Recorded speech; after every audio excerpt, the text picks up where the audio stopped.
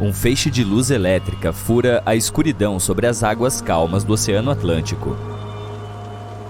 O Titanic segue silenciosamente abrindo caminho através das ondas. Seus passageiros estão dormindo quando, de repente, um contorno branco monstruoso é iluminado pelo feixe de luz. O fatídico iceberg está prestes a rasgar a lateral do lendário navio. –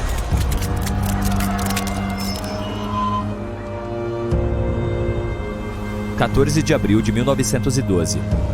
Apenas 2 dias antes de alguém tirar uma foto de um iceberg gigante com uma forma elíptica bastante incomum. Acontece que esse iceberg provavelmente se formou da neve que caiu há 100 mil anos. Os pesquisadores usaram modelagem computacional para descobrir sua origem. Eles usaram dados de 1912 e adicionaram algumas novas informações sobre ventos e correntes oceânicas e concluíram que o iceberg provavelmente fazia parte de um pequeno aglomerado de geleiras no sudoeste da Groenlândia. Hoje em dia, é possível calcular as rotas de icebergs, mesmo no passado. O infame pedaço de gelo estava a caminho da Groenlândia para uma área mais ao sul de Cornualha. Se o navio tivesse partido apenas 2 dias depois, o iceberg teria se afastado do ponto em que eles colidiram. No início, o peso do iceberg mais famoso do mundo era de 75 milhões de toneladas. Com o tempo, foi derretendo lentamente. E quando afundou o Titanic, seu peso era de apenas 1,5 milhão de toneladas. No momento da colisão, provavelmente já estava derretendo há meses, mas ainda era enorme. Quando o Titanic afundou, o iceberg tinha 120 metros de comprimento e 30 metros de sua superfície estavam acima da água. Algumas pessoas acreditam que foi uma superlua que causou o naufrágio do Titanic. Naquela noite, houve um raro evento lunar, algo que não acontecia há 1.400 anos. Em condições normais, o iceberg não teria se deslocado tão para o sul, sem derreter e perder a maior parte de sua massa. Mas a superlua pode ter causado uma maré excepcionalmente alta, que afastou o iceberg da geleira muito mais rápido do que o habitual. Existe um tipo específico de bactéria que consome lentamente os restos do Titanic. Corrosão do sal, correntes oceânicas, temperaturas congelantes e esse micro-organismo que come ferrugem podem consumir todos os destroços. A atriz americana Dorothy Gibson estava a bordo do Titanic. Ela sobreviveu e, quando chegou a Nova York, começou quase que imediatamente a gravar um filme chamado Saved from the Titanic. O filme foi lançado apenas um mês depois que o Titanic afundou. E no filme, ela até usou os mesmos sapatos e roupas que usava durante o desastre na vida real. O filme foi um grande sucesso naquela época, mas a única cópia conhecida foi destruída em um incêndio. 14 anos antes do Titanic afundar, foi publicada uma novela literária chamada Futilidade ou Naufrágio de Titã. Ela parecia prever todo o evento. O enredo teve como centro um navio fictício chamado Titã, que afundou durante uma viagem. O Titã tinha quase o mesmo tamanho do Titanic, e ambos naufragaram em abril. E também por baterem um iceberg. Tanto o navio real quanto o fictício eram descritos como inafundáveis, e ambos tinham um número legalmente exigido de botes salva-vidas, que, como se viu mais tarde, não era nem perto do suficiente. No filme, vimos algumas histórias de amor, mas elas também aconteceram na vida real no Titanic. 13 casais estavam viajando no Titanic como parte de sua lua de mel. Um dos casais era dono da loja de departamentos Macy's, em Nova York. Quando ficou claro que o Titanic estava afundando rapidamente, a mulher se recusou a entrar em um bote salva-vidas sem o marido. Mas ele não queria se juntar a ela enquanto ainda havia mulheres e crianças que ele acreditava que deveriam ir primeiro. Então sua esposa deu seu casaco para sua empregada. Ela insistiu que a empregada deveria entrar no bote salva-vidas e queria que ela ficasse agasalhada. Quanto à mulher em si, ela decidiu ficar com o marido até o fim. Algumas pessoas acreditam que a causa do acidente foi uma múmia e não um iceberg. Tudo começou por volta de 1000 a.C., com uma mulher misteriosa que vivia no Egito, na Cidade dos Ladrões. As pessoas sabiam pouco sobre ela, mas a chamavam de sacerdotisa. Sua múmia foi colocada em um sarcófago de madeira e coberta com uma grande tampa com a imagem do seu rosto e algumas inscrições místicas. Ela permaneceu escondida até a primeira metade do século XIX. quando um grupo de moradores locais a encontrou acidentalmente e não sossegou até que, ninguém sabe como, a múmia desapareceu naquele dia sem deixar vestígios. Algumas décadas depois, um grupo de amigos ricos da Inglaterra viajou para o Egito e encontrou o caixão vazio da múmia com a imagem da sacerdotisa, cujos olhos escuros pareciam estar olhando para o vazio.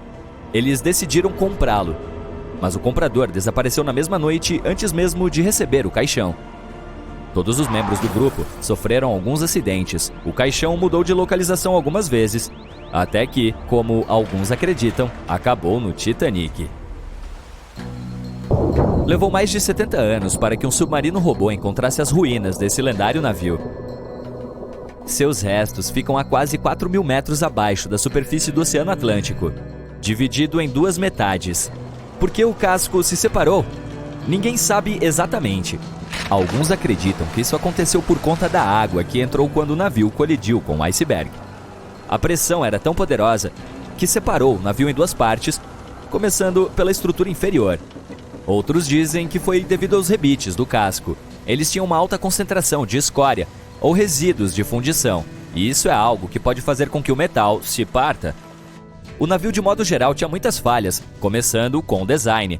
As anteparas estanques não estavam completamente seladas no topo, permitindo que a água fluísse entre os compartimentos e, no final, afundasse a embarcação. O ferro dos rebites do navio e o aço do casco acabaram arruinados devido ao alto teor de enxofre, às temperaturas frias e às altas velocidades.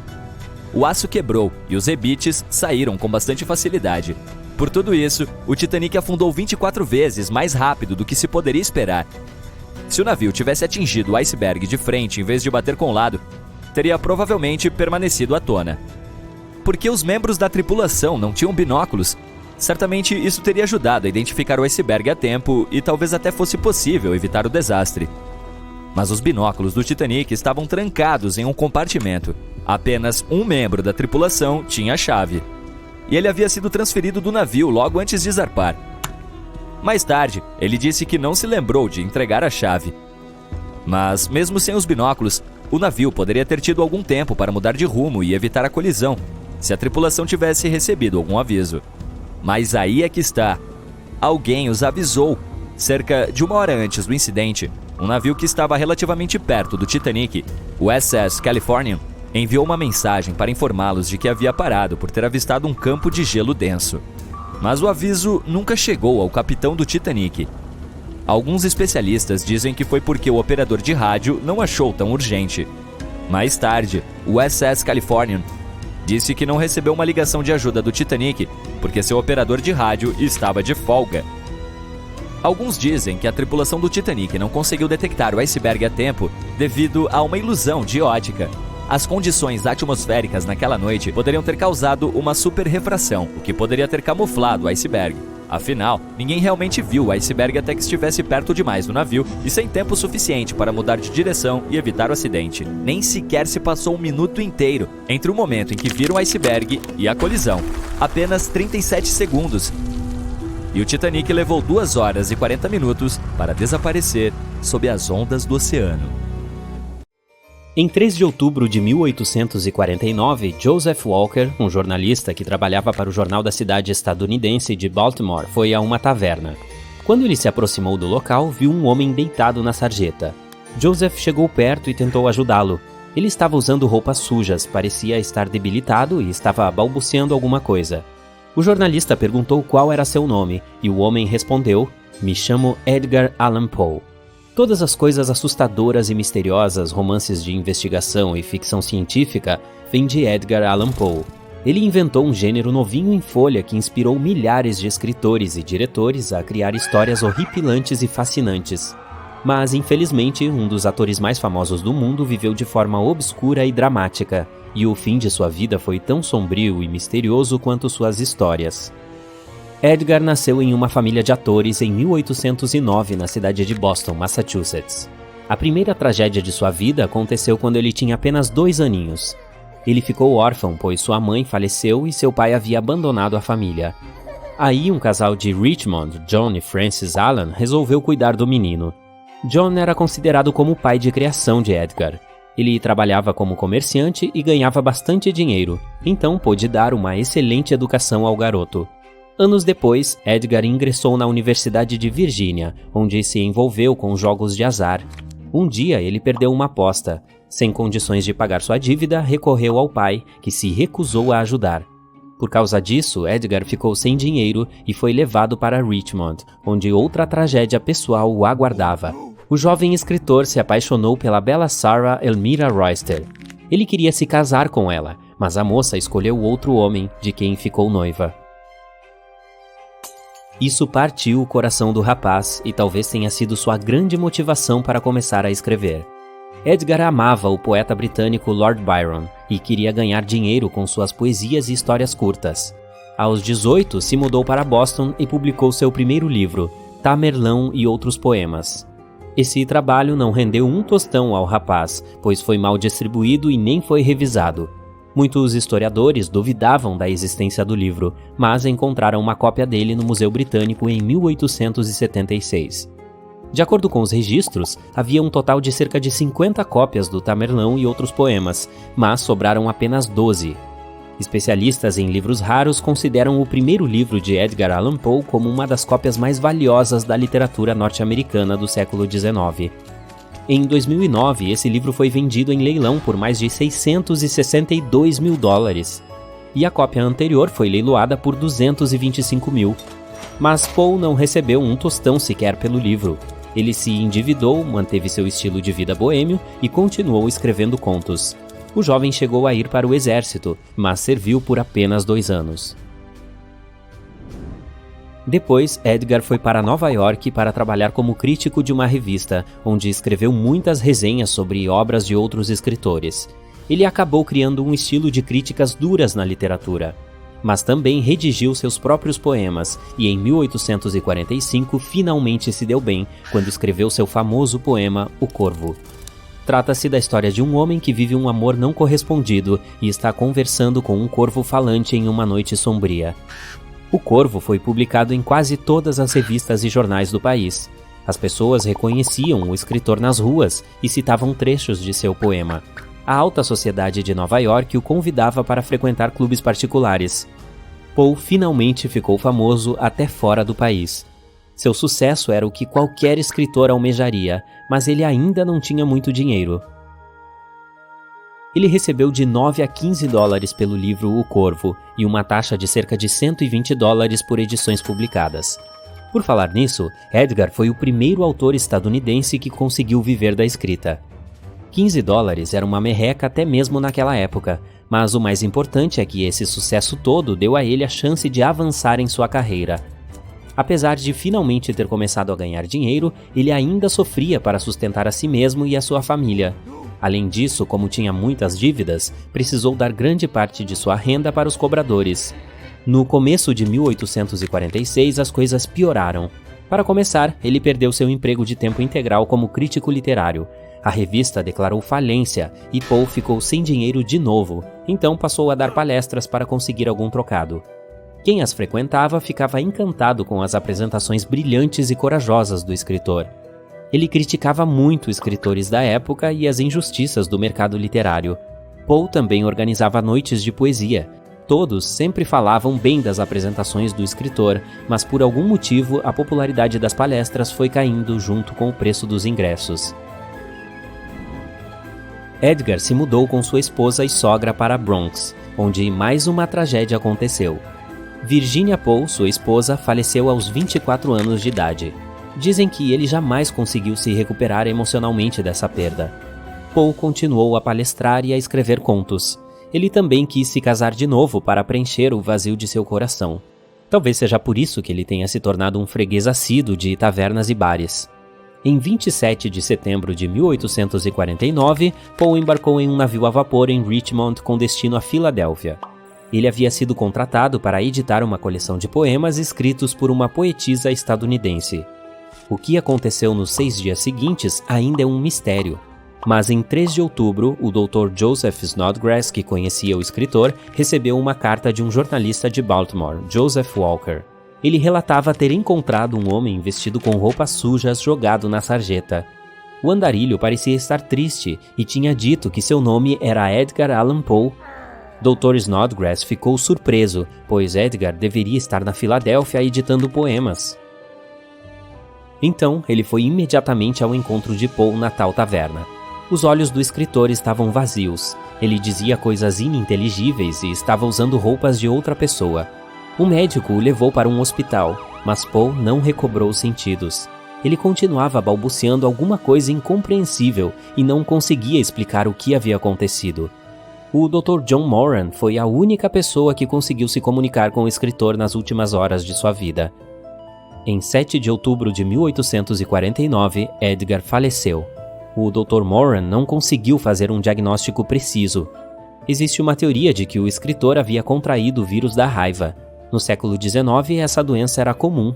Ela causa confusão e alucinações, mas há inconsistências nessa versão.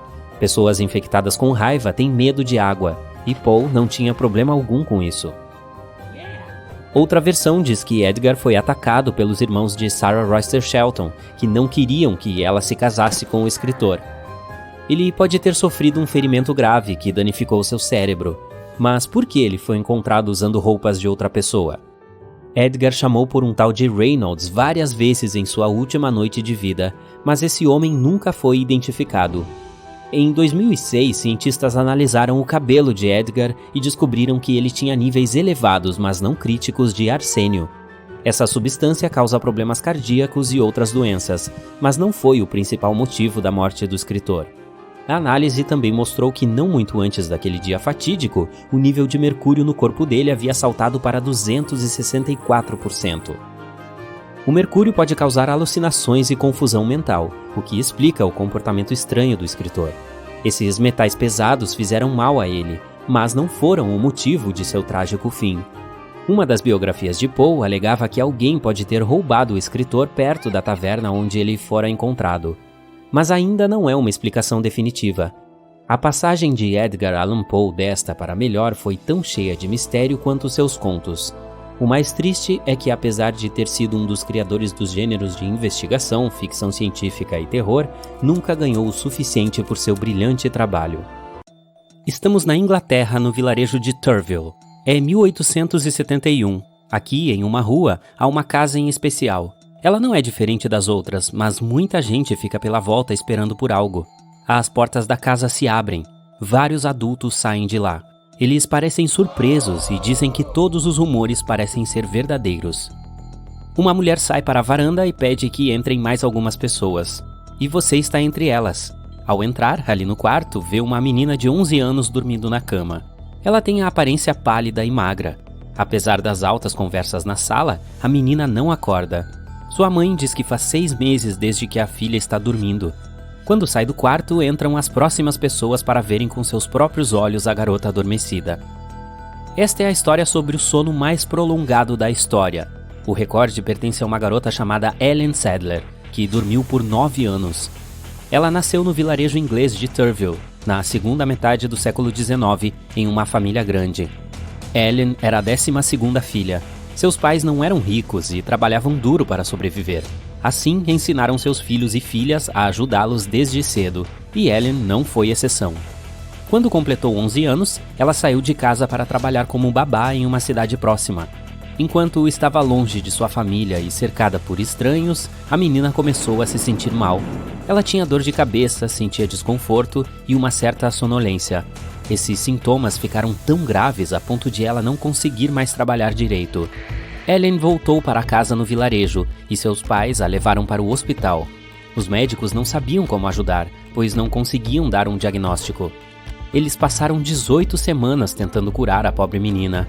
Como resultado, ainda indisposta, Ellen recebeu alta do hospital. Depois de voltar para casa, ainda sentia fortes dores de cabeça e sonolência cada vez piores. Até que um dia, deitou-se silenciosamente em sua cama e adormeceu. A menina acordou apenas 9 anos depois. Durante todo esse tempo foi cuidada pela mãe, que a alimentava com leite e chá. A menina adormecida foi perdendo peso e força. Logo, a aldeia toda ficou sabendo do caso, e seus moradores começaram a ir até a casa da família para ver o fenômeno incomum. Olhavam para ela, tentavam acordá-la e contavam aos amigos sobre a menina. A notícia sobre a menina adormecida se espalhou pelo país. Ellen virou um espetáculo.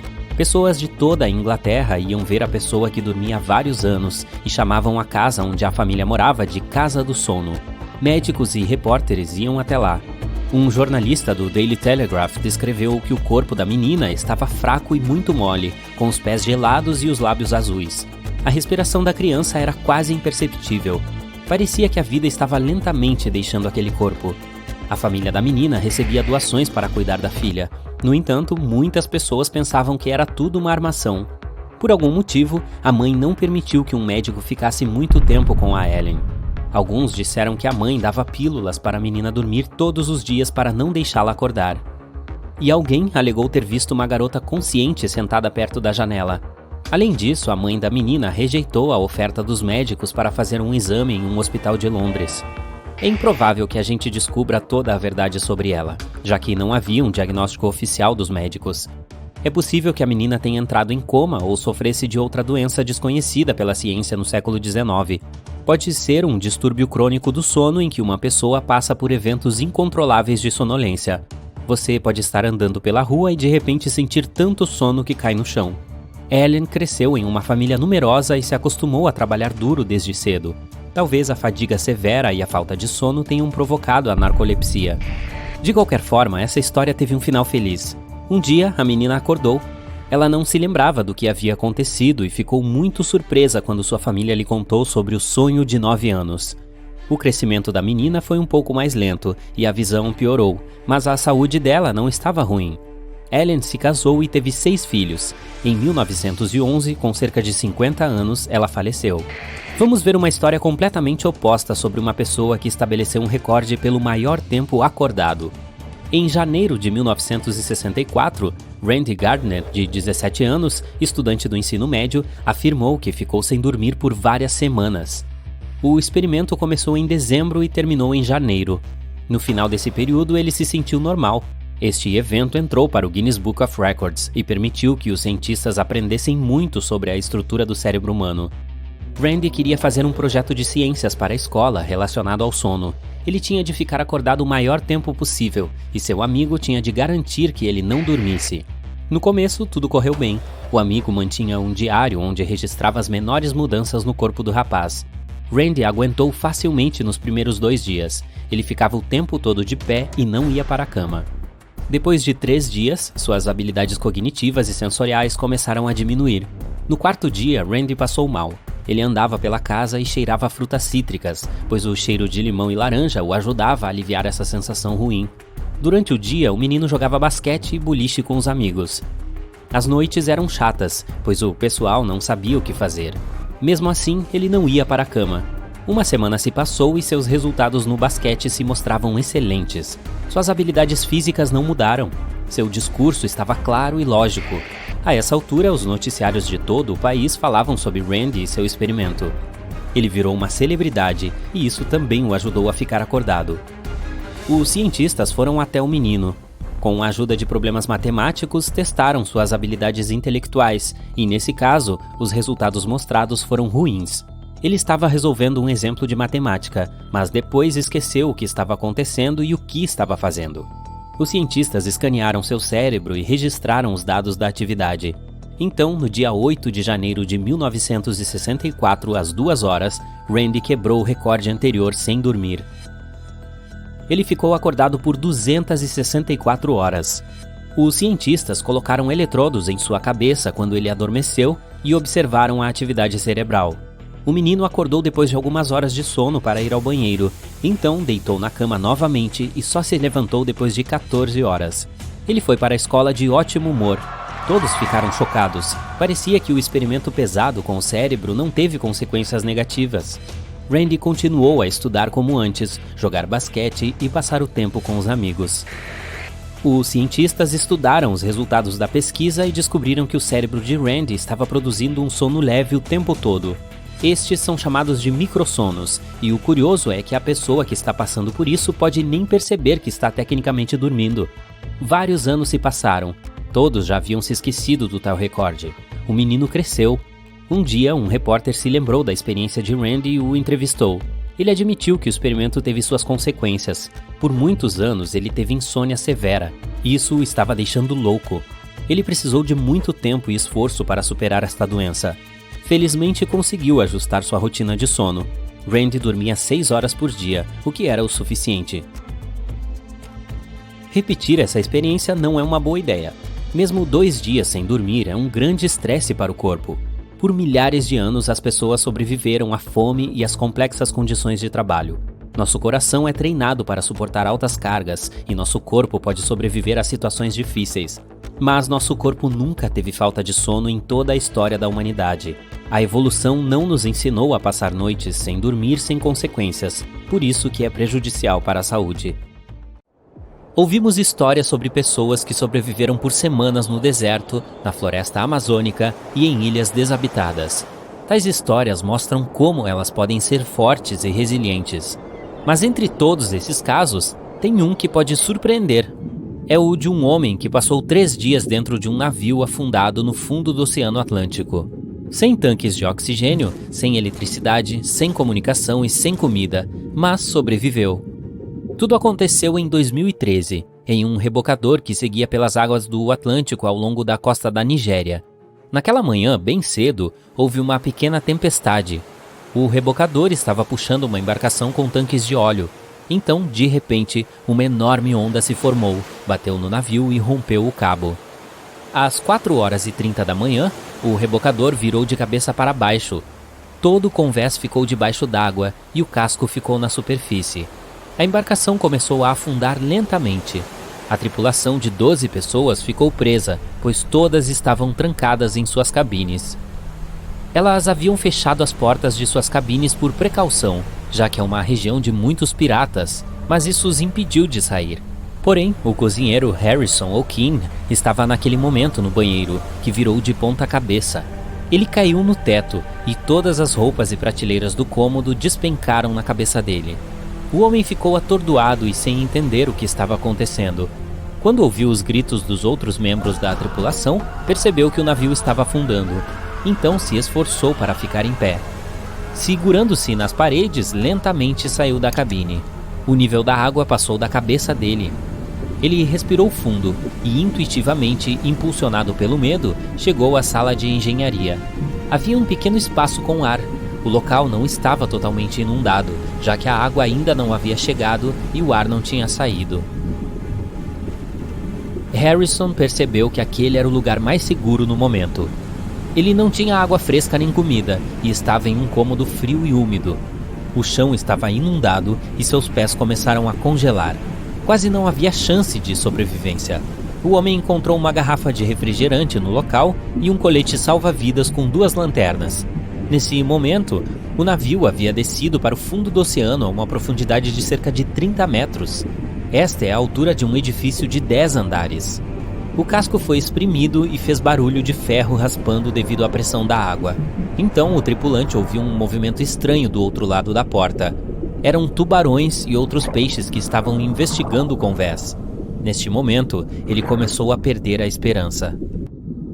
A falta de suprimentos e a pressão não foram os maiores problemas. O espaço com ar era pequeno, o que significava que o oxigênio era pouco. A cada 24 horas, uma pessoa consome em média cerca de 10 metros cúbicos de ar, o que significa que havia menos de um dia para respirar. Mas, apesar disso, ele viveu em tais condições por cerca de 60 horas. Isso aconteceu graças à água. A pressão ao redor do navio era tão intensa que comprimiu o ar em cerca de 4 vezes. Outro problema era a respiração dele. Quando inalamos, absorvemos oxigênio. Ao expirarmos, liberamos dióxido de carbono. Esta substância é perigosa para a saúde em concentrações de 5% no ar. Harrison encheu lentamente a sala com dióxido de carbono e não conseguia sair. A cada hora ficava mais difícil respirar. Mas aqui, novamente, o homem teve sorte. A água absorve dióxido de carbono, e Harrison se moveu e expirou em diferentes direções. Assim, sem saber, aumentou a área da água e manteve a concentração de dióxido sem chegar a um nível crítico. Só que os perigos não tinham acabado. Ele ainda podia sofrer com hipotermia por estar em uma sala escura e fria. Essa é uma condição na qual a temperatura do corpo cai abaixo de 35 graus. Com isso, a percepção do mundo fica distorcida. A pessoa passa a não entender onde está e o que está acontecendo.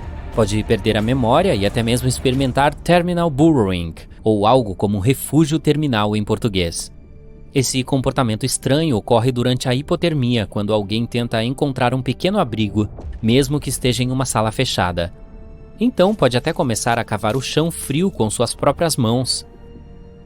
Ao mesmo tempo, deve congelar rapidamente e perder a consciência em 2 horas. O cômodo em que Harrison se encontrava estava cheio de água gelada.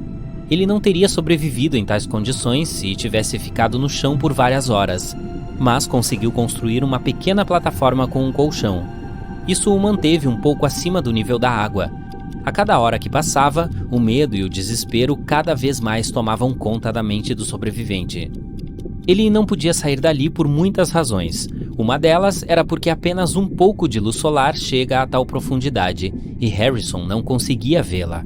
A garrafa de refrigerante estava quase vazia e as lanternas pararam de funcionar. O homem estava na escuridão total, mas a sua salvação estava próxima. Enquanto os socorristas procuravam sobreviventes nas proximidades, ele estava pensando na família e na sua vida. Então notou raios de luz através de um buraco nos destroços. Os mergulhadores estavam examinando o fundo do mar. Era a única chance de sobreviver. O cozinheiro saiu do local e nadou em direção aos socorristas, através da escuridão. O raio de luz vindo da lanterna do mergulhador desapareceu. Harrison tentou cegamente encontrar a equipe, mas ela estava do outro lado do convés. Seu oxigênio estava acabando, então ele decidiu voltar. Quase não sobrou ar em seus pulmões, e começou a sufocar, mas ainda chegou à cabine onde estava antes. O principal era não se desesperar, pois era sua única chance de salvação. Após recuperar o fôlego e reabastecer o suprimento de oxigênio em seus pulmões, Harrison fez uma segunda tentativa. Saiu da sala e viu os mergulhadores. Nadou em direção a eles com todas as suas forças. O salva-vidas não viu o homem, que então bateu no pescoço dele por trás e agarrou sua mão com força. O mergulhador inicialmente levou um susto, mas percebeu que uma pessoa viva estava na frente dele. Harrison nadou para sua cabine e liderou o resgatista enquanto seu oxigênio se esgotava. Você pode facilmente encontrar na internet uma gravação da câmera do mergulhador, onde o assustado cozinheiro estava em sua cabine de resgate durante um encontro com ele.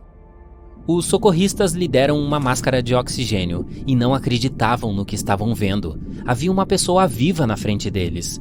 Harrison não podia chegar imediatamente à superfície devido à pressão. Afinal, havia passado cerca de 60 horas no fundo do mar, então precisou mudar o nível de pressão lentamente para evitar danos à sua saúde.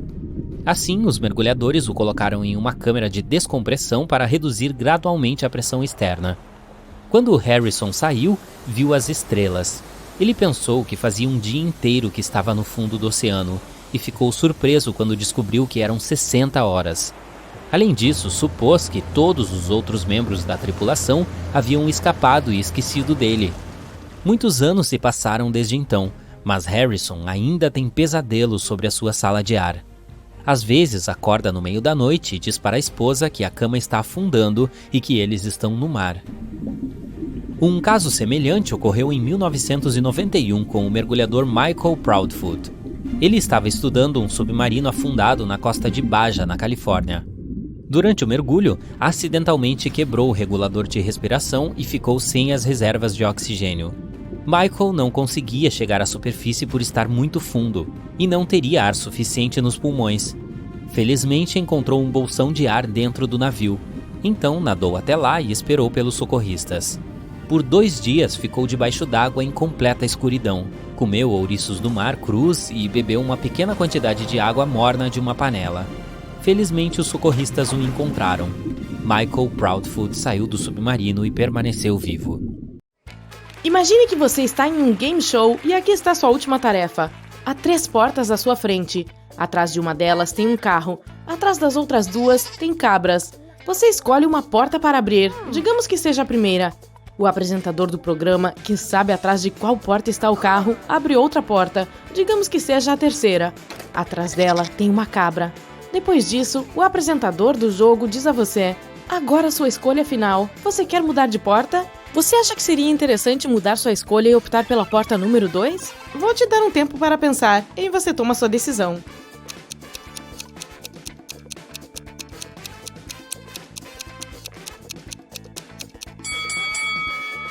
Você já fez sua escolha? Esse problema é chamado de problema de Monty Hall e leva o nome do apresentador de um game show em que essa situação aconteceu. E aqui está o que dizem os PhDs e matemáticos. Trocar de porta não faz sentido. Quando você optou pela primeira, as chances de pegar a porta com o carro eram de 1 em 3. Seja qual for a porta que você escolher, as chances são as mesmas. Depois que o apresentador abre uma porta, as chances de abrir-a com o carro são de 50%. Mas quando essa pergunta foi feita para Marilyn Vos Savant, a mulher mais inteligente do planeta, com um QI de 228, em sua coluna de domingo em 1990, ela respondeu: sim, você deve trocar. A primeira porta tem 1/3 de chance de ganhar, mas a segunda tem 2/3 de chance. Sua resposta causou uma enorme explosão de comentários negativos. A senhora Vos Savant recebeu milhares de cartas raivosas, 90% das quais diziam que ela estava errada e que não tinha o conhecimento matemático básico. Muitas dessas cartas eram de matemáticos e PhDs. Marilyn escreveu uma resposta a eles, defendendo sua resposta. As chances de vitória de 1/3 na primeira escolha não podem subir para 50%. Se você ainda não está convencido e acha que as probabilidades mudam depois que a segunda porta é aberta, vamos considerar todos os cenários possíveis.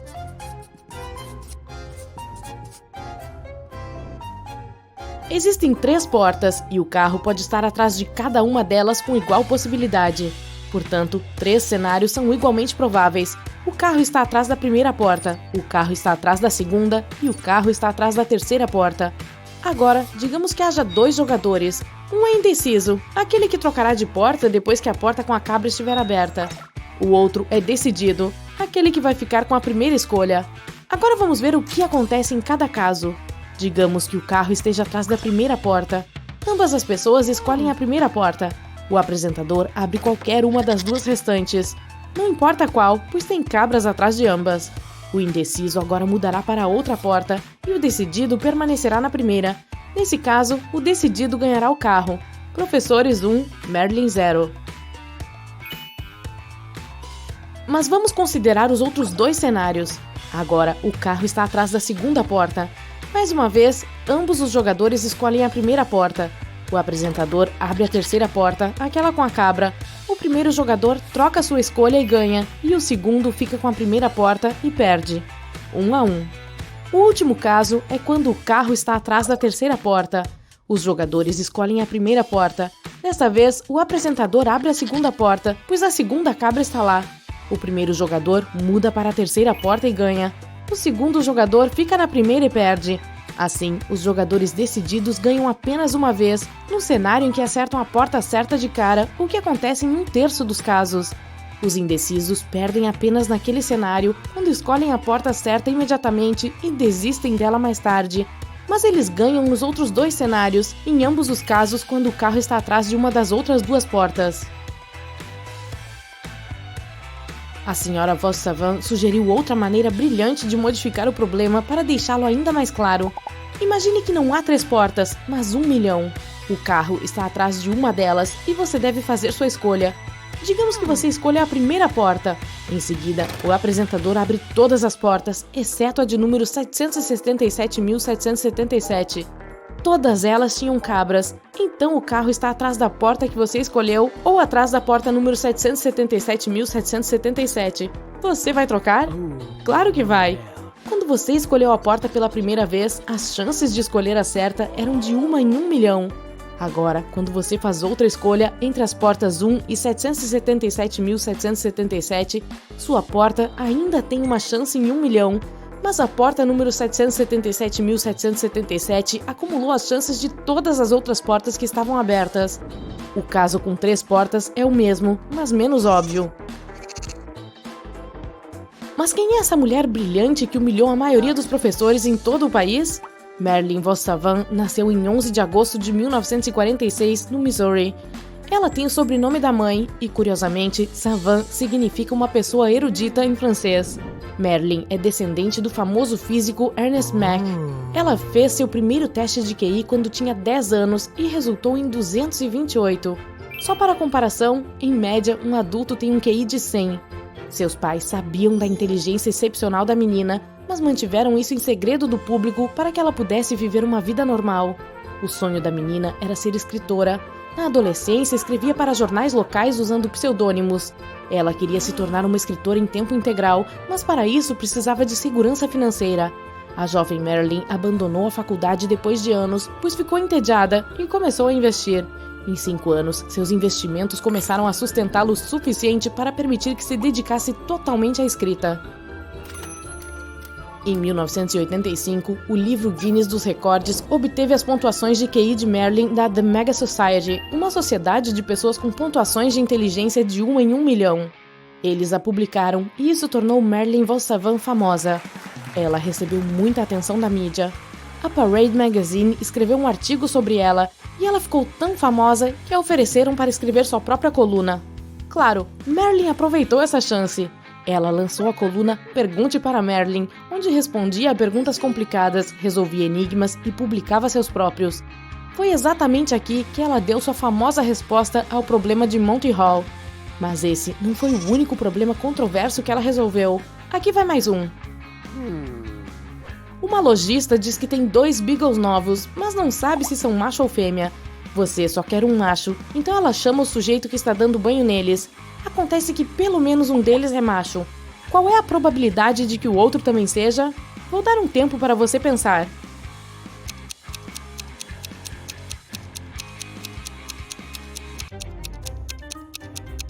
Aqui está o que a maioria das pessoas pensa. Existem 3 cenários possíveis. Os 2 Beagles são 2 machos, 2 fêmeas ou um macho e uma fêmea. Como um deles é macho, agora existem 2 opções possíveis, 2 machos ou um casal. Portanto, a probabilidade de 2 machos é de 1 para 2. Ainda assim, Marilyn von Savant respondeu, 1 em cada 3. Isso deixou o público perplexo, mas o mais importante é que os 2 filhotes são diferentes e é importante diferenciá-los. Por exemplo, existe um cachorrinho A e um cachorrinho B. Agora, quantas combinações existem? Ambos sendo fêmeas é 1, ambos sendo machos é 2. Agora, A é macho e B é fêmea, 3. E por último, A é fêmea e B é macho, 4. Portanto, existem 3 casos diferentes em que pelo menos um é do sexo masculino. Então, quando sabemos que pelo menos um é macho, a probabilidade de serem os 2 machos é de 1 para 3. Em mais de 35 anos resolvendo milhares de enigmas de seus leitores, a Sra. von Savant cometeu apenas 2 erros e os descreveu em sua coluna. Hoje, a Sra. von Savant tem 76 anos e ainda escreve sua coluna Pergunte para Marilyn, então vocês podem conferir. Todo mundo olha para a comissária de bordo enquanto ela passa apressadamente pelos passageiros. Ela ignora todos os chamados e corre para o cockpit. Todos se olham confusos. Será que há algum problema com o avião? Por trás de todas essas pessoas preocupadas, um homem está sentado pacientemente esperando que seu plano se desdobre. Ninguém sabia do perigo iminente. Novembro de 1971. É dia de ação de graças. Os passageiros estão embarcando em um avião de Portland, no Oregon, para Seattle, em Washington, para as celebrações. Tudo parecia um dia típico no aeroporto, exceto quando D.B. Cooper entrou. Ninguém o notou e ninguém suspeitou nada. Ele é um homem misterioso, e quando digo misterioso, quero dizer D.B. Cooper não é o seu nome real. Até hoje, ninguém conhece a sua verdadeira identidade. Tudo o que sabemos é que ele comprou uma passagem com o nome de Dan Cooper, mas a mídia entrou em cena e começou a contar essa história retratando-o como D.B. Cooper. E desde então, ele ficou conhecido por esse nome. Ele foi descrito por testemunhas como um homem de meia idade na casa dos 40 anos. Ele usava um terno de negócios escuro com uma capa de chuva preta e vestia uma camisa branca e uma gravata preta fina. O voo era curto, 37 minutos para ser exato, então ninguém percebeu que algo terrível ia acontecer. Ele embarcou em um Boeing 727 carregando nada além de uma pasta preta e uma sacola de papel marrom. Naquela época não havia verificação de antecedentes ou verificação de bagagem para medidas de segurança. Você simplesmente entrava, encontrava o seu assento e deu. Ele estrategicamente se sentou na última fila e pediu algumas bebidas assim que o avião estava pronto para decolar. Em poucos minutos, o piloto anunciou que estavam prontos para levantar voo. Os passageiros a bordo estavam ansiosos para comer um delicioso peru e estar com suas famílias em menos de 1 hora. Cooper tinha outros planos e esperou até que o avião estivesse em pleno voo. Ele notou que todos os passageiros estavam preocupados com as suas próprias coisas. Ele tinha um bilhete e esperou que a comissária de bordo se aproximasse para que pudesse lhe entregar o bilhete. O assento dela ficava diretamente atrás dele, então, quando ela estava por perto, ele lhe entregou. No início, a comissária de bordo não deu muita bola para o bilhete, acreditando que o homem de meia-idade estivesse apenas entregando a ela seu número de telefone. Mas então, ele se inclinou para ela e lhe disse para ler com atenção. O rosto dela ficou branco. Ela não conseguia dizer se era uma brincadeira ou se ele estava falando sério. Mas ela olhou para ele e ele não piscava. O bilhete estava insinuando que ele estava carregando algo devastador em sua bagagem. Para manter todos em segurança, ele exigiu $200 mil até às 17 horas. Pode não parecer uma grande exigência, já que ele estava em uma posição de poder, mas naquela época isso era muita grana. Esse valor agora seria de cerca de $1,4 milhão. Ele também solicitou que 2 paraquedas dianteiros e 2 principais fossem colocados nas suas costas. A comissária de bordo passou a mensagem ao piloto, que fez o pedido através do rádio. No começo, ninguém deu bola, mas depois as notícias sobre os planos de Cooper apareceram. Eles notaram como a comissária de bordo estava nervosa e desconfortável. Quando pousaram em Seattle, Cooper não havia terminado. Ele parecia confiante em seu plano, de acordo com as pessoas a bordo. Lhe trouxeram o dinheiro e reabasteceram o avião para que ele pudesse continuar com seu plano. Também trouxeram os paraquedas como ele exigira. Ele foi meticuloso na ordem em que suas demandas deveriam ser atendidas.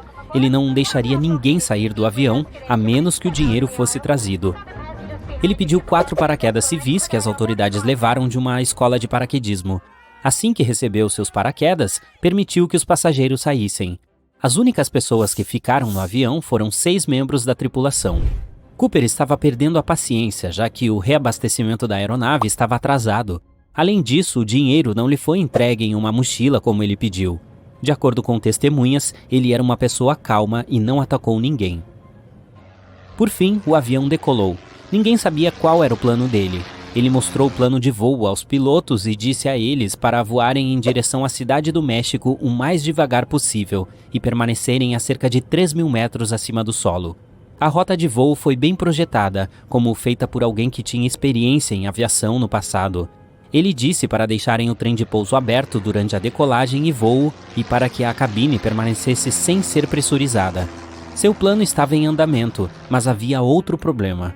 Cooper foi informado de que o avião só podia viajar mais 1.600 quilômetros com a quantidade de combustível fornecida.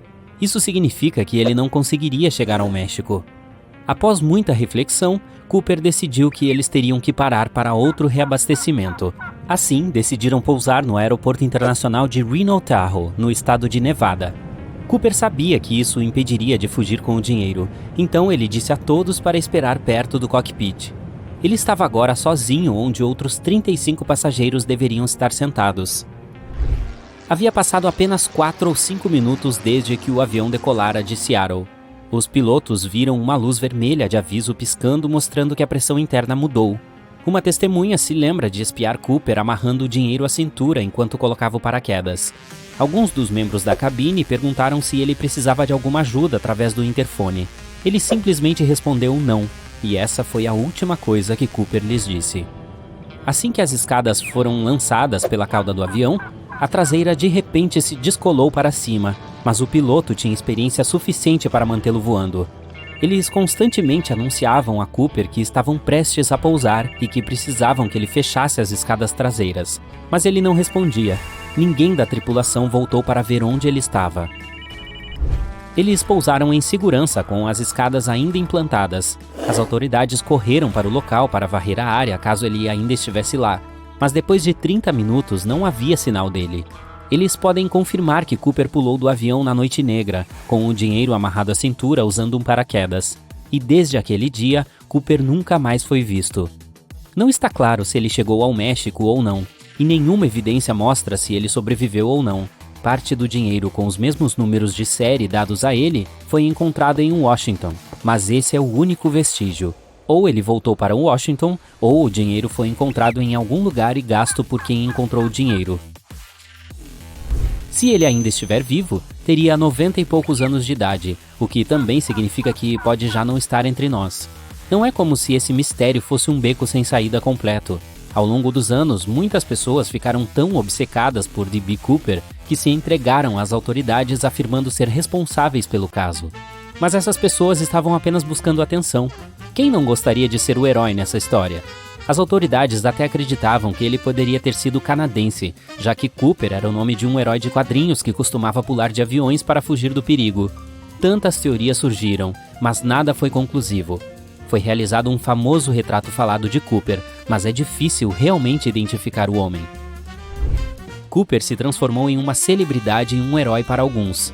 Algumas pessoas até planejaram uma CooperCon, onde os fãs do Homem Misterioso se reuniriam para compartilhar suas teorias e as chamadas evidências de sua existência. A verdade é que ainda não sabemos. Em 2016, as autoridades decidiram parar de perseguir D.B. Cooper. Eles alegaram que consumia muito tempo e havia sido uma das investigações mais exaustivas que já haviam realizado. Tudo o que sabemos é que esse incidente mudou para sempre a abordagem das viagens aéreas. Um paciente de 28 anos chega ao hospital com sintomas angustiantes. Ele explica aos médicos que sentia um desconforto torácico muito forte e tossia muito há algum tempo. A equipe médica soube imediatamente que não havia tempo a perder, então ele foi encaminhado para um raio-x. Estranhamente, não havia nada de incomum nos resultados do exame. O paciente tinha apenas uma massa nos pulmões que precisava ser removida o mais rápido possível. Claro, não era a melhor notícia para o homem, mas certamente não era nada que os médicos não tivessem visto antes. Mas essa primeira opinião mudou no dia da cirurgia. Não só toda a operação foi mais difícil do que eles esperavam inicialmente, mas a massa que removeram do paciente tinha uma forma incomum. Quando foi enviada para uma investigação mais aprofundada, os médicos ficaram intrigados. Era um pequeno abeto.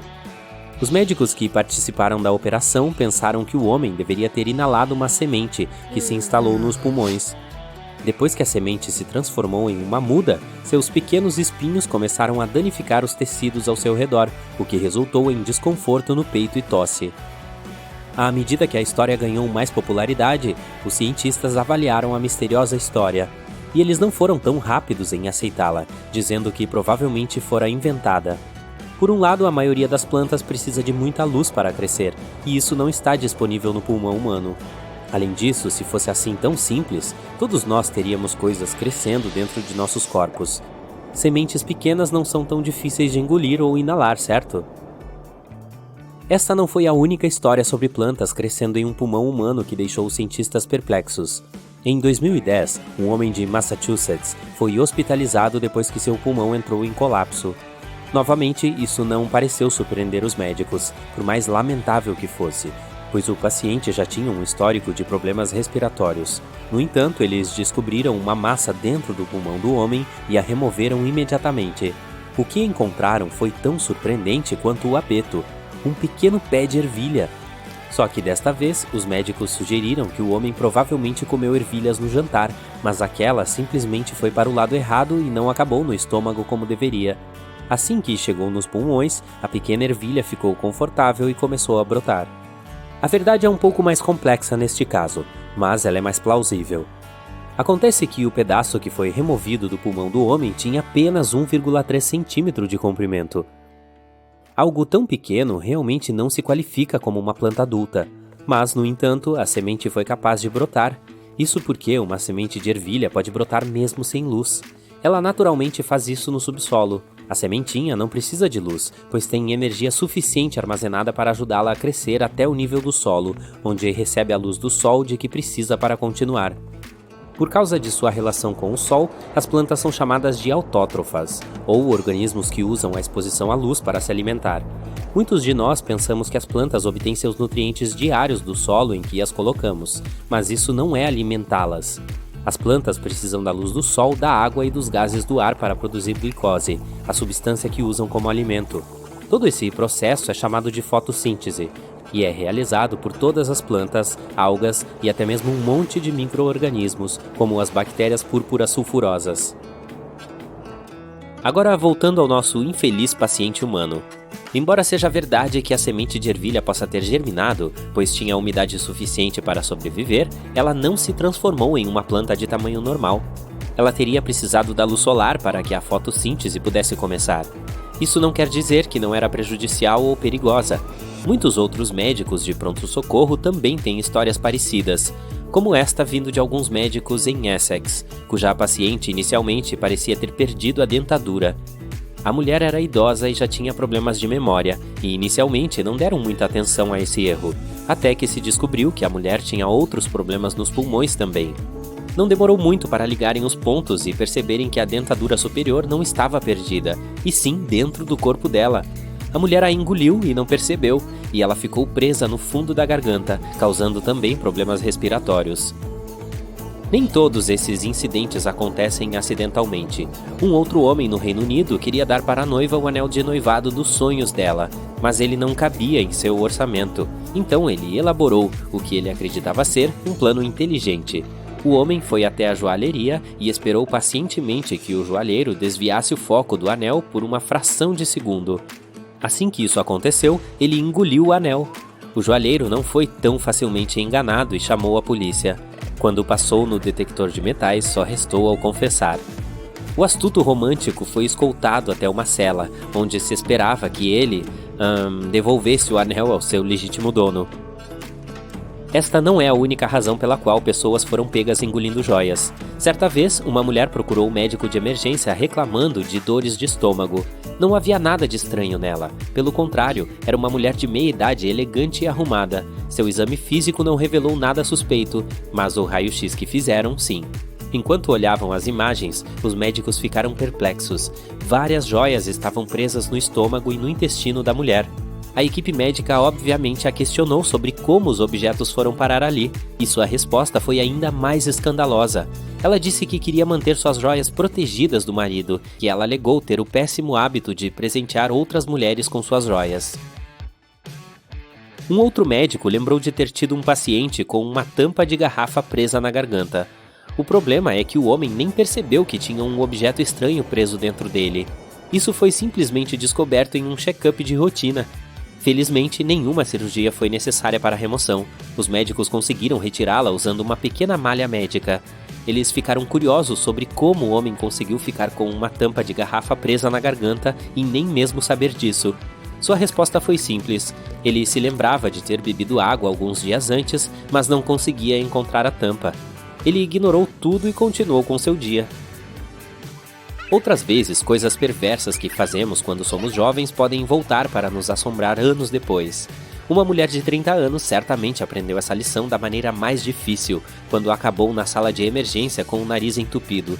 Nenhum remédio parecia ajudar, então ela soube que teria que ser examinada por um profissional. Depois que os médicos deram uma olhada, perceberam que ela tinha um tecido inflamado no nariz e algo que parecia um objeto estranho. Também parecia que aquele objeto estava lá há algum tempo. Eles não conseguiram descobrir o que era, então ela foi imediatamente levada para a sala de cirurgia.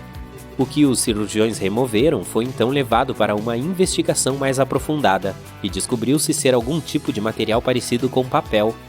Após interrogá-la, a mulher se lembrou de ter enfiado papel no nariz quando era pequena, mas ficou tão surpresa quanto os médicos que o pequeno pedaço ficou lá no nariz por mais de 20 anos.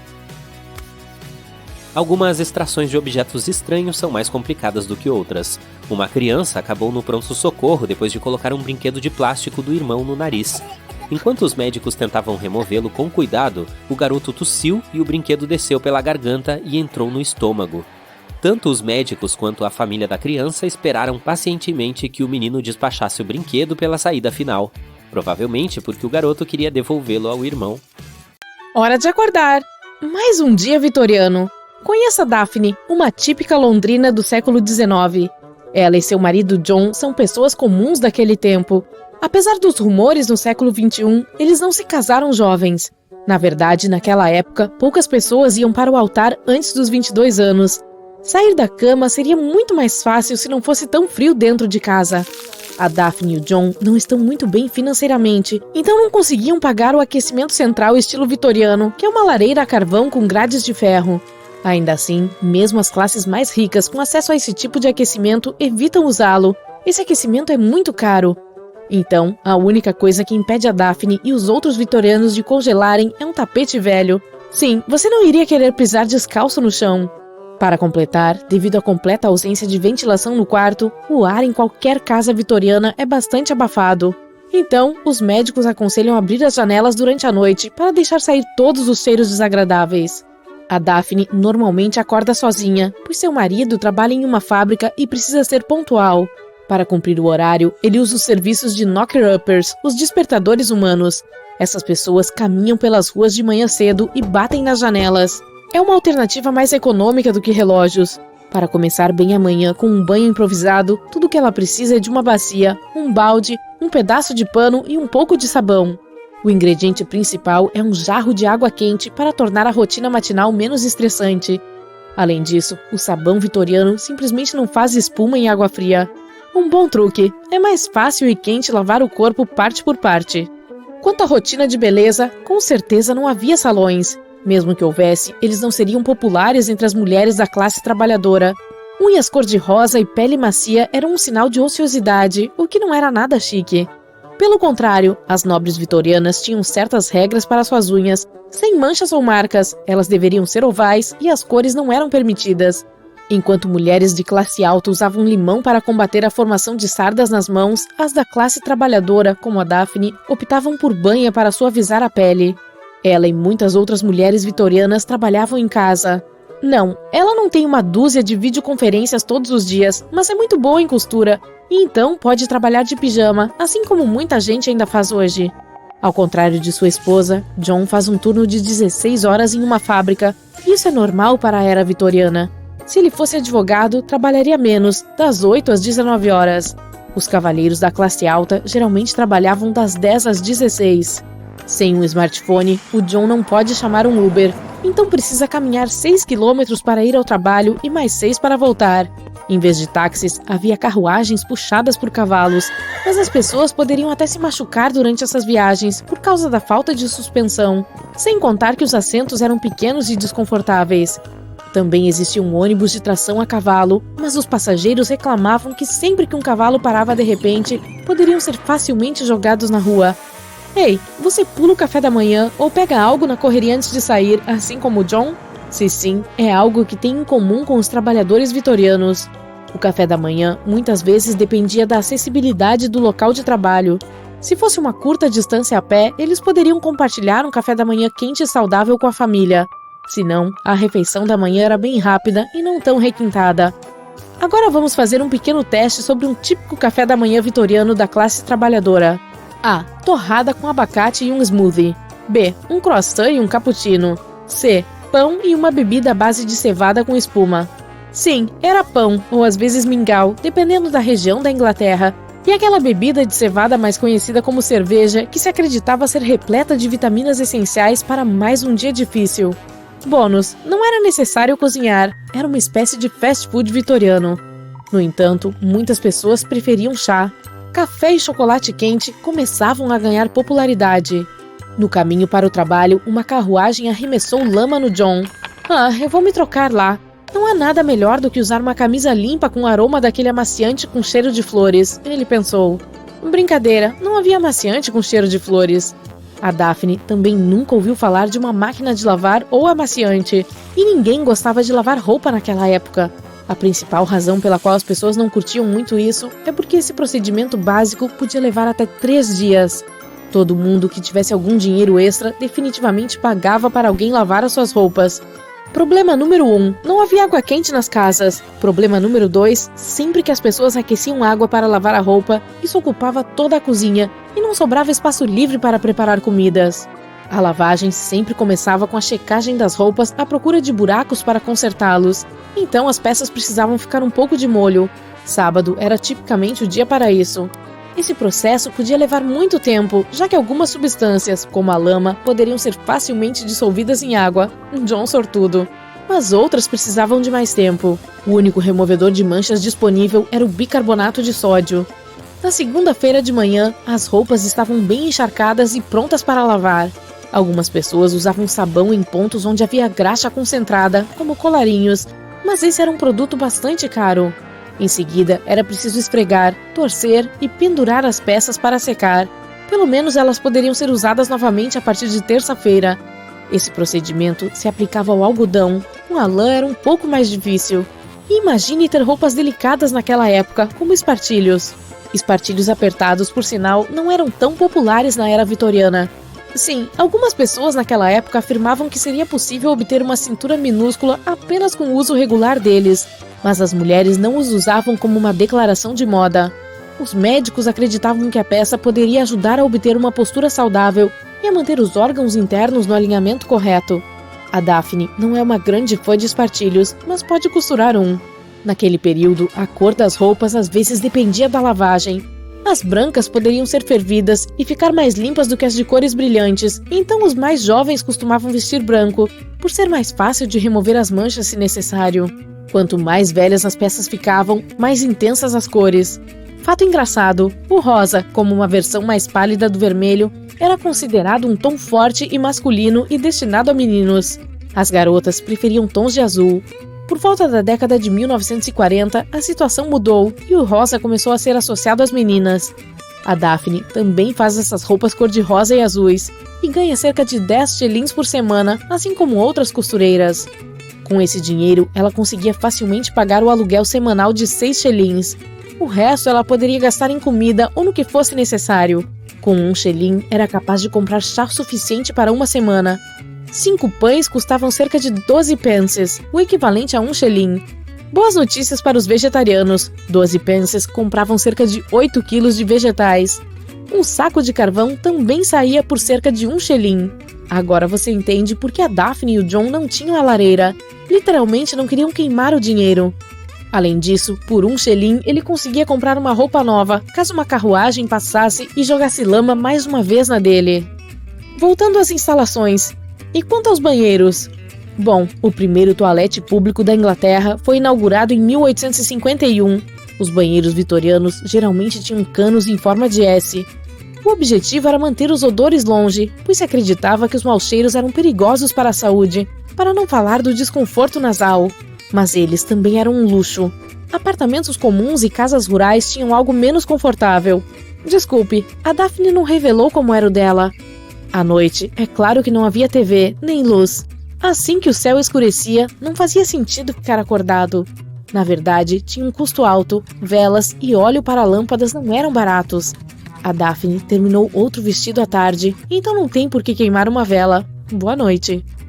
Olá, incrível maníacos! Recentemente, eu decidi pedir minha namorada em casamento e fui à joalheria. Ao escolher o anel, o vendedor me contou histórias sobre pedras diferentes. E uma delas era uma lenda sobre por que os membros da família real nunca comprariam rubis. Foi a mais fascinante. Há boatos de que os monarcas britânicos entendem que os rubis trazem má sorte. Mas como essa ideia chegou a eles e como que essa superstição surgiu em primeiro lugar? Ninguém sabe. Porém, muitas pessoas acreditam isso à Rainha Vitória. A história diz que a monarca do século XIX não gostava dessa linda pedra preciosa vermelha. Como você sabe, Vitória, tataravó da Elizabeth II, foi muito influente, especialmente em relação às tendências da moda. E qualquer coisa que a rainha da moda fizesse, quase que instantaneamente, se tornava obrigatória. Como prova, vamos lembrar que os vestidos de noiva brancos de cetim só se tornaram a norma após o casamento da Rainha Vitória com o Príncipe Albert, em 1840. Antes disso, as noivas usavam vestidos de todas as cores. A única cor que se dizia que trazia má sorte era, prepare-se, o branco. Antes da Rainha Vitória mudar o jogo, o branco era associado ao azar. Em algumas culturas, como na Índia, ainda é. Como a rainha conseguiu transformar tão rapidamente o que antes era má sorte em tradição matrimonial, que viveria por séculos, é natural pensar que ela conseguiu fazer a mesma coisa, apenas o contrário com os rubis. Afinal, Vitória não os usou em seu casamento. Ela usou safiras e diamantes. Mas de onde veio o desgosto dela por rubis? Apenas preferência pessoal? Ou medo de uma maldição antiga? Vamos aos fatos. A mãe da rainha comemorou o casamento de sua filha, dando a ela o que é conhecido como parure de rubi. Um parure é um conjunto de joias que a família real usa, como brincos e um colar. Como o próprio nome indica, era cheio de rubis. Antes de passá-lo adiante, Vitória usava o coronet, ou coroa pequena, que fazia parte do conjunto em muitas ocasiões. Existe também uma lenda de que seu marido era quem tinha a fobia a rubi e proibiu essa pedra preciosa no dia do casamento. Mas isso é um mito, porque o anel de noivado da rainha Vitória, em forma de serpente, era feito de rubis pequenos, diamantes e uma esmeralda. Então, embora ela tenha começado muitas tradições, a ideia de que rubis trazem má sorte não é uma delas. E toda a realeza britânica evita os rubis? Porque definitivamente é um pouco de azar associado à pedra preciosa vermelha. Os casamentos que aconteceram após um anel de noivado de rubi não parecem resistir ao teste do tempo. Olhe para a princesa Margaret, irmã de Elizabeth II, e Sarah, duquesa de York, que havia se casado com o filho da rainha, Andrew. Ambas tiveram anéis de noivado de rubi e casamentos que não duraram. Talvez você tenha ouvido falar que, assim que Maria de Teck recebeu um anel de noivado de rubi, o futuro noivo morreu de gripe. E não pule no trem da superstição ainda. Não há evidências de que a Maria tenha recebido um anel desse noivado. Sua mãe, a princesa Maria Adelaide, prima da rainha Vitória, recebeu um anel de rubi. O casamento não terminou, mas foi praticamente o caso, pois Maria acabou se contentando com um pretendente porque ela não tinha outras opções. Não é exatamente uma história de amor épica. Você acha que a joia foi a culpada? E todas aquelas outras noivas infelizes com rubis nos dedos? Se estamos procurando exemplos de casamentos azarados na monarquia britânica, a primeira pessoa que vem à mente é Henrique VIII. Das 6 esposas dele, 2 podem ter usado rubis. Ana de Cleves usava o que parecia ser um anel de esmeralda e rubi no retrato que convenceu Henrique a se casar com ela. Infelizmente, a verdadeira Ana provou ser menos atraente, então Henrique ordenou que seu casamento fosse anulado no ano seguinte. Olhando pelo lado positivo, se você sabe alguma coisa sobre o que aconteceu com as outras esposas do Henrique, então parece que o anel de rubi trouxe sorte para Ana. Bom, a segunda esposa a usar o anel, Catarina Howard, não teve tanta sorte. Acho que isso refuta essa teoria. Mas pense nisso. Muitas das pedras nesses anéis de noivado vieram de coroas. Isso não é nenhuma surpresa. A família real tem todos os tipos de adornos para a cabeça com joias. Coroas delicadas, tiaras menores e aquela com o maior rubi sem cortes do mundo. O rubi do príncipe negro. Você pode não ter ouvido o nome, mas tenho certeza de que já ouviu. Imagine o rei ou rainha da Inglaterra e a grande coroa na cabeça. Aquela que parece um chapéu de pele. É conhecida como a coroa imperial do estado. E provavelmente é a razão pela qual você desenhava coroas do jeito que fazia quando era criança. Você sabe, com aquela bola gigante vermelha no meio. Sim, aquela coisa é um rubi.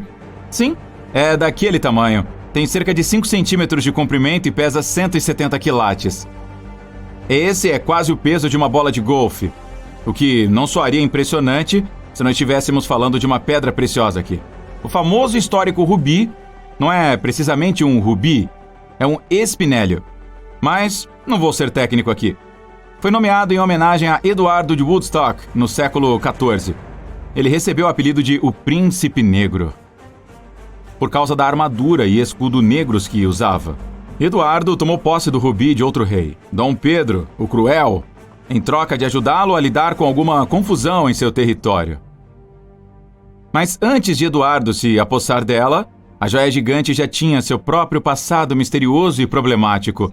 Algumas pessoas acreditam que o rubi foi amaldiçoado pelo príncipe de Granada, de quem Dom Pedro saqueou a pedra. Não há evidências de que Dom Pedro tenha amaldiçoado o rubi novamente antes de entregá-lo a Eduardo. Mas é difícil imaginar uma pessoa apelidada de O Cruel se separando muito pacificamente de uma joia tão grande. Mas o rubi do príncipe negro trouxe sorte ou azar para a realeza. Acho que depende de para quem você pergunta. Ao lutar na França em 1415, Henrique V usou um capacete incrustado de pedras preciosas que incluía o rubi do príncipe negro. Um dia, ele foi atingido na cabeça com força. O que é pior, ele quase perdeu o capacete chique. Azar. Contudo, ele sobreviveu. E ficou com o capacete e o rubi. Então, sorte. Ricardo III supostamente estava usando o rubi do príncipe negro quando estava em Bosworth Field, lutando com Henrique Tudor no final do mesmo século, em 1485. Tudo o que vou dizer é que o Ricardo não teve tanta sorte. Sim, isso sugere que o rubi trouxe azar, mas esse é apenas um boato. Talvez ele não o estivesse usando? Enquanto você está pensando nisso, considere o seguinte: aquele rubi agora reside bem no meio de uma das coroas mais famosas da história. E, como eu disse, muitos anéis de noivado reais apresentam joias que, anteriormente, adornavam as coroas. Imagine o que aconteceria se uma suposta princesa dissesse ao seu príncipe apaixonado que ela adoraria ter, você sabe, um grande rubi brilhante. Eu não sei, talvez o maior por aí, o rubi do príncipe negro. Se você leu Romeu e Julieta, você sabe que não é fácil dissuadir o amor jovem. E quando se trata de famílias reais, que tendem a se casar com a realeza de outros países, tal negação pode até iniciar grandes conflitos. Não seria melhor evitar isso inventando um mito? Então, o rei poderia dizer ao seu filho apaixonado: eu sei que ela gosta de rubis e eu adoraria dar a ela, mas eu não te contei sobre a maldição? Ah, é terrível! Se você a ama e quer que ela fique segura e feliz, deve garantir que ela nunca use esse rubi. Ou talvez as tendências tenham mudado com o tempo. Rubis estavam fora de moda e diamantes eram a coisa mais importante do momento. E essa troca poderia ter sido feita de propósito. Agora vemos os diamantes como a pedra do noivado, mas nem sempre foi assim. Antes de 1940, apenas cerca de 10% das futuras noivas ganhavam anéis de noivado de diamante. O que mudou? Bom, especialistas apontam para uma campanha publicitária de uma joalheria chamada De Beers Diamonds, que ligou essas rochas ao amor. E funcionou. Mas os membros mais supersticiosos da família real jurarão pelas evidências. Se rubis significam casamento de curta duração, então diamantes são para sempre. Como o casamento de 15 anos de Camila e Charles, ou Sofia e Eduardo, que estão juntos há 20 anos. A própria Rainha Elizabeth tinha um anel de noivado de diamante, e o casamento dela e do príncipe Philip durou mais de 70 anos. Talvez seja por causa da história ou apenas da tendência do momento. Vou deixar você decidir o porquê de a família real britânica não gostar de rubis.